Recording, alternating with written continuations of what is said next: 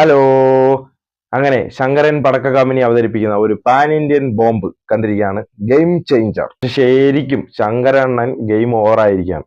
ഇവിടെ തമിഴ് ഇൻഡസ്ട്രിയിൽ പുള്ളിക്കാരനെ ഇപ്പൊ ആരും അടുപ്പിക്കാതെ അവിടെ നിന്ന് ഓടിച്ചു വിട്ടപ്പോൾ ഓടിപ്പോയി തെലുങ്കിൽ പോയി രാംചരനെ പിടിച്ചേക്കാണ്. രാംചരന് അങ്ങനെ ഒരു മലങ്കൾട്ട് റൈറ്റ് അങ്ങ് ഇട്ട് കൊടുത്തേക്കാണ്. പുള്ളിയുടെ പടം ഒന്നും ഒരു വലിയൊരു സുഖമൊന്നും ഇല്ലാതെ പോവുക.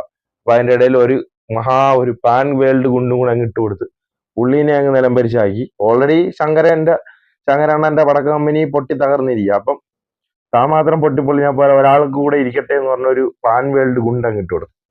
അതിൽ എസ് ജെ സൂര്യ മര്യാദയ്ക്ക് നല്ല റോൾ ചെയ്തുകൊണ്ട് അങ്ങേരെ കൊണ്ടുവന്ന് വെറുപ്പിച്ച്, പോരാത്തതിന് ഏറ്റവും കോമാളിയാക്കിയത് നമ്മുടെ മലയാളത്തിൽ നിന്ന് ജയറാമേട്ടനെ കൊണ്ട്. പുള്ളീനെ എന്തിനാണ് ഈ പടത്തിൽ ഇട്ട് വേർപിച്ച് കോമാളിത്തരം കാണിക്കുക? ഏതെങ്കിലും ഒരു കോമാളി പറഞ്ഞ എടുത്തിട്ടാ പോലെ ഇങ്ങനെ മലയാളത്തിൽ നിന്ന് കൊണ്ടുവന്ന് കോമാളിയാക്കേണ്ട ആവശ്യം ഉണ്ടായിരുന്നു? ഇതുപോലത്തെ ഒരു മൂഞ്ച അവരാധം പിടിച്ചൊരു പടം ഇന്ത്യൻ 2 എന്ന് പറഞ്ഞാൽ മാരക പടക്കത്തിന് ശേഷം പടക്ക കമ്പനി അവതരിപ്പിക്കുന്ന അതിനേക്കാൾ മാരകമുണ്ട്.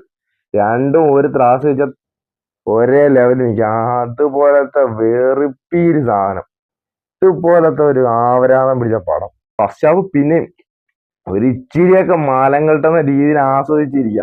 സെക്കൻഡ് ഹാഫിലോട്ടൊക്കെ കയറുമ്പോണ്ടല്ലോ പിടിച്ച് പൊട്ടിക്കാൻ തോന്നുന്നു. അതുപോലത്തെ വെറുപ്പീരെന്ന് പറഞ്ഞാൽ പണ്ട് പോലെ കണ്ട് മടുത്ത കുറെ പടങ്ങളിൽ നിന്നൊക്കെ ചുരണ്ടി എടുത്ത് കുറെ സാധനം തിരിക്കി വെച്ച് കുറെ പൈസ പൊട്ടിച്ച് കണ്ട് മടുത്തിരിക്കുന്നതിന്റെ ഇടയിൽ കുറെ പാട്ടും കുത്തിക്കയറ്റി എത്ര രൂപ പൊട്ടിച്ചാണ് ഒരു പടം പിടിക്കാനുള്ള പൈസ ചെലവാക്കിയാണ് കുറെ പാട്ട് അവരാതും പിടിച്ചെടുത്തതിന്റെ ഇടയിൽ. അത് ഒരെണ്ണം പോലും കേൾക്കാനും കൊള്ളത്തൂല്ല.